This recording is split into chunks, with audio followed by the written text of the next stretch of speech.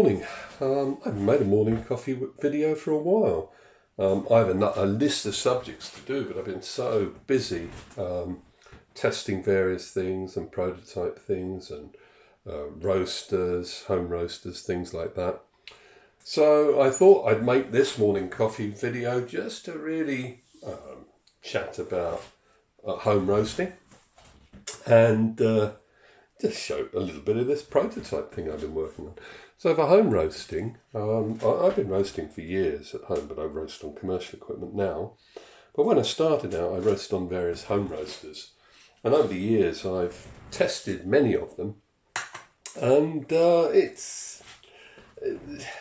it's been a bit of a mixed bag. However, I'm currently testing a roaster that's working out quite well. This is the coffee from it. It's a doTERRA from Sweet Collection, and it's roasted quite well. So I'm actually going to make my coffee this morning with this from the home roaster.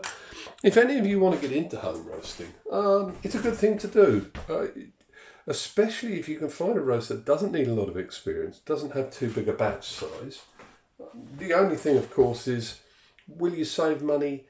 Probably not, unless you're getting into the more expensive and esoteric coffees. Then yes, you will save money. But if you can find a roasting system that allows you to roast well without having particularly a lot of experience, especially where you can share data and things like that, and that's sort of where I've been interested in with the home roasting. That allows you to get fresh coffee roasted just the way you want. Like the colour of that bean is exactly what I want, what I like. So you can get what you want. You can have a variety of different beans and change bean all the time without the additional cost of postage for when you're ordering lots of small amounts. So yeah, definitely keep an eye out, because I will be doing a home roaster review soon. And I do think if you're into your coffee, it's just another part of almost a hobby, but you don't really have to be too technical with the home roasting. I sort of like the stuff where you can just press a button and go, make it easy and get good results. So let's talk about this. This is from ACS. It's stuck onto a blue Minima. I asked for a white one because I thought it would look good on video. And I think as a joke they sent me a blue one. Anyway, what have we got here? We've got a control panel which has two knobs. Now this is a prototype box. This is not production. I mean, the production box will be a quarter of this size. Yeah, it's still a reasonable size, but it'll be down to a much smaller proportion with all the buttons and the screen. We've got on there a screen, and at the moment, I don't know if you can read it, it says manual, and it's got to wait because my cup's on there. If I take my cup off the scales, it should go back to 0.1. It'll flip-flop about a bit, and there's my cup back on it. Now, the scales are connected to this box. This is all pre-production. This is all way before they're going to produce it. So the scales won't look exactly like that, and the box will be smaller and won't look like this. It's just a big project box they found to stick it in. This box is connected to a plug at the back of the Minima. Now, the great thing is that you don't need this connected to a Minima for the Minima to run. The Minima will have like a blanking plug that'll make all the electrical connections within the machine to run without this box. So this box will be an add-on. So new Minimas, the version 2s, are going to be built with the plug. And that plug is, if you never buy the system, you still use the Minima, it'll work exactly as before. But if you do want to get whatever this looks like in production in years to come, or months, or who knows when, the Minima will be capable of having it plugged into it. So let's look a little bit more. And I must mention, all of this is patent pending at the moment.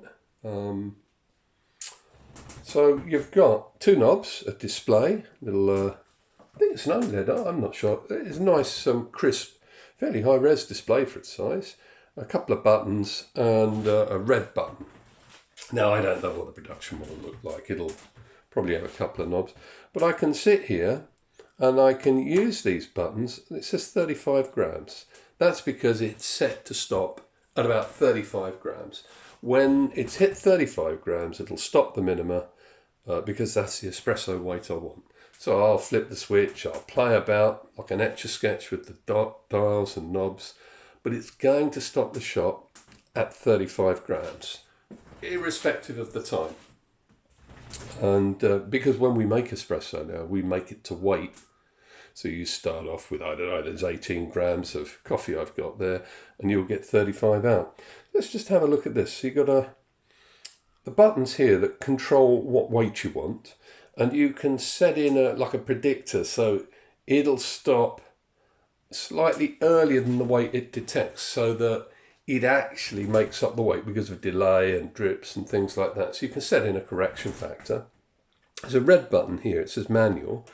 You can set it to auto, and on auto it will simply run as a normal coffee machine. Now this has just become a normal minima. I'll put a heavy weight on here. It'll weigh the coffee, but it won't stop the shot. It won't do anything. It's just an ordinary minima that'll work when you flip the coffee switch. And none of these knobs, none of this will make any difference. When it's first switched on in the morning by smart plug, it comes on in auto mode. So anyone who's not a profiler, doesn't know what these should do, can just flip the switch and use it as a normal machine. Press the button again, and she goes back into manual mode.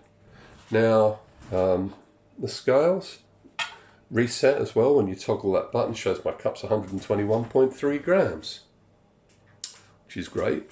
We're in manual mode, and what we can do, and remember this will stop at 30 grams, I'm going to turn both these knobs down. There we go.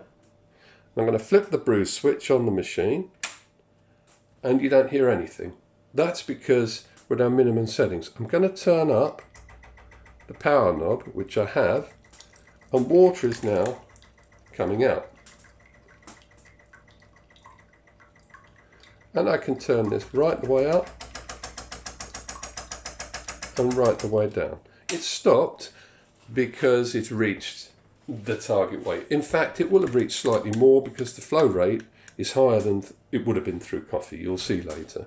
So I can take this water away, tip it out, put my cup back on, and it's 0.5 gram heavier because obviously it's still got a little bit of water in the bottom, which I could probably tip out here, and eventually, and there's water on the scale. Eventually, if I wiped all this water away and dried the cup, we'd get back to our target weight. I'm not worried anyway, doesn't matter. So that first knob controls pressure. The second knob, if I turn this knob here controls flow. So if I start another shot,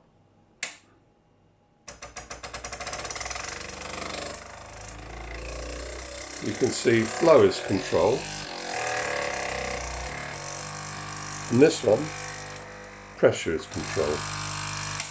Turn that off. Now, when you want to control the machine with coffee, you can use either pressure control or flow control, or a combination of both. In fact, when I do shots, I tend to use the pressure control to ramp it up and hold it at 8.5, 9 bar, whatever. But then if I'm going to ramp it down at the end of a shot, I'll often use flow control to ramp it down. Or you can use flow control for an entire shot. Now, what you're seeing is the machine reacting here with no pressure. So, of course, with no resistance, it's very difficult to see changes in flow rate. But in coffee, you have to have these knobs a bit higher to have enough push to get the flow through the coffee. So if we take the portafilter out, put a blank portafilter in, and now we'll move across a bit, and I'll lift up so you can see the gauge. Okay, let's now put the shot on a blank, and we'll have the buttons all the way down, the dials all the way down.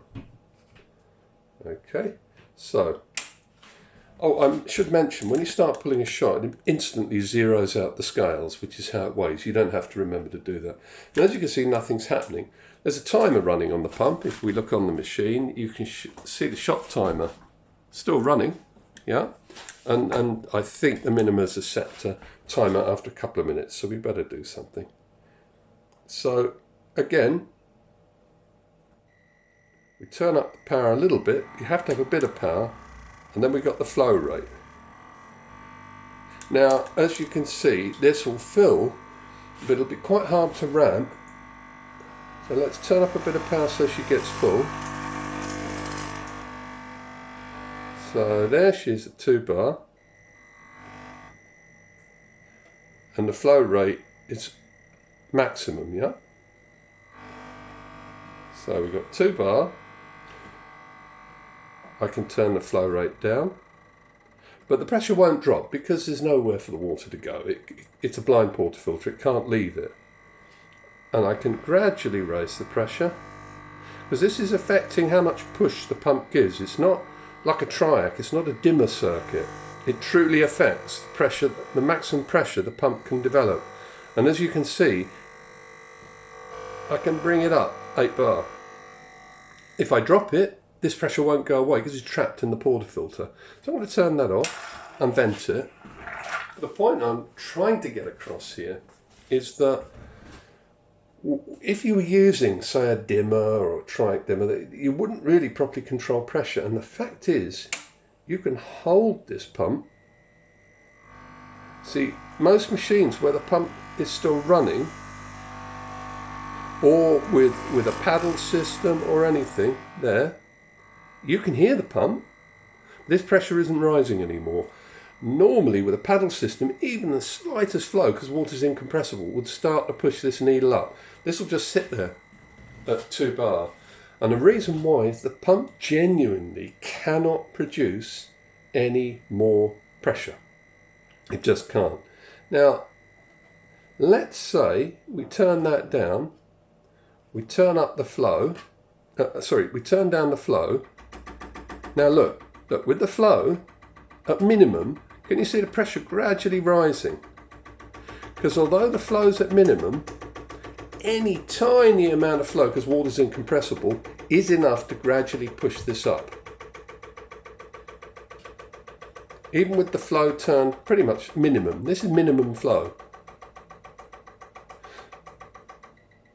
And now if I turn the pump down, the pressure down, it won't rise anymore. Turn the pressure up fully, it'll rise to the maximum of 10 bar, because even a drop, being incompressible as a fluid, doesn't matter if the flow's really slow, it'll drive that pressure up. So let's show you that again. This is with minimum pressure. Now you've got to remember this is against the blank portafilter, so remember the physics. But look, start to push it up, and it will just continue to push it up. Now if there was coffee in this, this wouldn't happen, because the coffee couldn't give enough back pressure against a very slow flow. With a very slow flow, the coffee would be able to transmit the fractions of a milliliter a second being produced by the machine.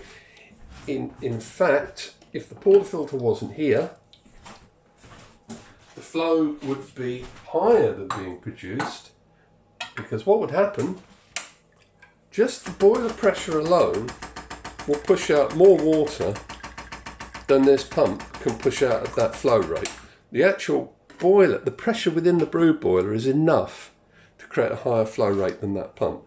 So against coffee, because there's much less resistance than this is infinite resistance. Against coffee, that very slow flow won't cause a rise in pressure.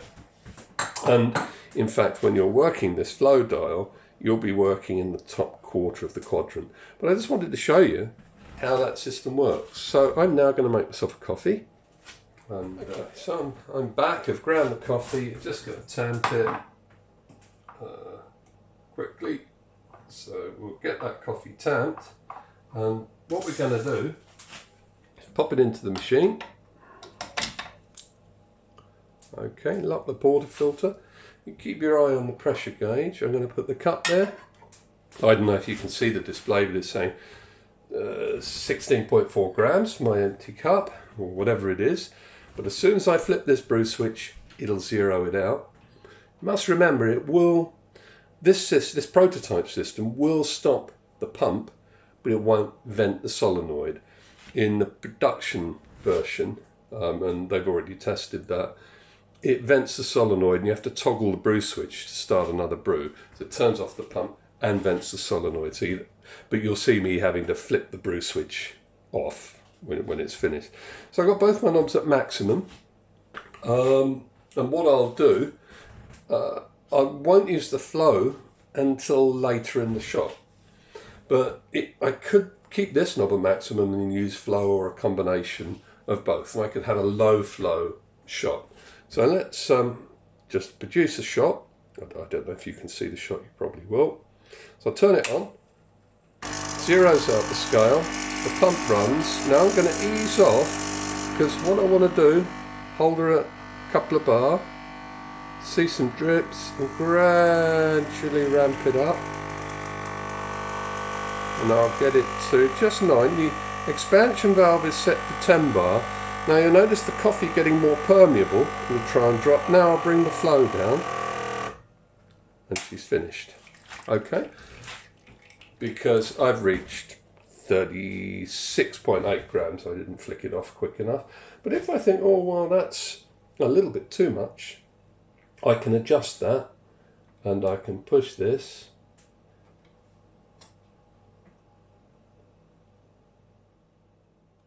And the correction there is 2 grams, yep.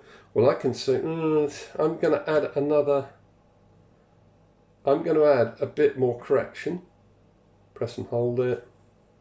2 grams. I'm going to add a correction and have it stop 2.5 grams earlier, so we get that little bit less volume. I get closer to 36 grams. And that's it. That's how you put the correction in. So she's all ready. If I left the dial like that for the next shot, and the dial's like this, obviously it probably couldn't ramp much above 6 bar, but I don't know if you noticed, I was able to hold it at a lower pressure than the expansion valve in here is set at, which is 10 bar. This means you won't actually be getting any expansion valve flow back to the tank, because the valve is not controlling the pressure in this system. That expansion valve is not venting back to the tank to control pressure as it normally would in a vibration pump machine. We're not using a paddle to reflect the flow rate of the group. We're doing it entirely electronically on flow and the sine wave function of the electricity to modify the push the pump can give, the pressure the pump can develop. So let's have a look at that shot. Did it come out okay? Yes, it did. I'm now going to drink this and be back for another morning coffee video soon. Okay, this is part, well, the second part really of the video I was making about the prototype pressure and flow control system. When I tried to show this working against a blind filter, you could see the pressure would not rise while I was controlling pump pressure, but would rise while I control pump flow. And that's quite important, because this controls the strength of the pump. So if the pump can't deliver any more than 2 bar, the maximum I can get in 2 bar, this controls the flow of the pump. So if the pump is set that it can deliver more than 2 bar, say 8 or 9 bar, as long as there's any flow at all, as long as this pump is delivering any flow, this pressure will inexorably rise. Now, of course, it does mean the facility would exist to have an incorrect grind, using flow and getting a result that seems within a reasonable time parameter that actually is on an abnormal grind level. That may be desirable, I guess, if you're aiming for something more like a brewed coffee. But for espresso, obviously, you still need to be in that espresso range for things to work properly. So this time I'm going to do a profiling shot, but I'm only going to control the flow rate. I'm not going to control the maximum pressure the pump can deliver. And we'll have a look at what that looks like on the pressure gauge, and that's where you need to concentrate. So we start the machine off, it zeroes out. Now I've got to watch this because as soon as the gauge starts to rise, I've got to slow down the pressure.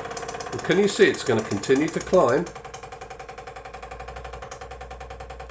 And now I'm down to puck permeability. As the puck becomes permeable, you'll see that pressure dropping. Can you see? So I can increase the flow rate to hold it. I'm at 13, 14 grams. But can you see the permeability decreases? I need to keep increasing the flow rate. And I'll let that finish off at about 6 bar. Now obviously when you do that, the prediction for weight goes out slightly because at a very low flow there's not an excess of water in here to drain out. So it stopped at 34.9 grams when I think it's set for, let's have a look, 35. So it's not too bad. The shot, is it different? I mean, that's the question. I think there's a difference. And this difference is probably because as puck permeability changes, I'm sort of adjusting the push of the water through the puck, whereas pressure has a relationship to flow. This is much more fundamental. The flow simply can't increase beyond a certain level. I don't know if it's different. I just know it's another way I can profile. I think it tastes different. But hey, that's something if this system ever gets off the ground. Because it's prototype, patent pending. I don't know when it will release. It will be, in case you didn't see the other video, about a quarter of this size with all the buttons in something. The box will be a quarter this size. It's just a project box. So if it does become a goer and some of you end up with it, you can actually try it, see for yourselves. So you have pressure, you can control flow, or you can use both to get the shot you want.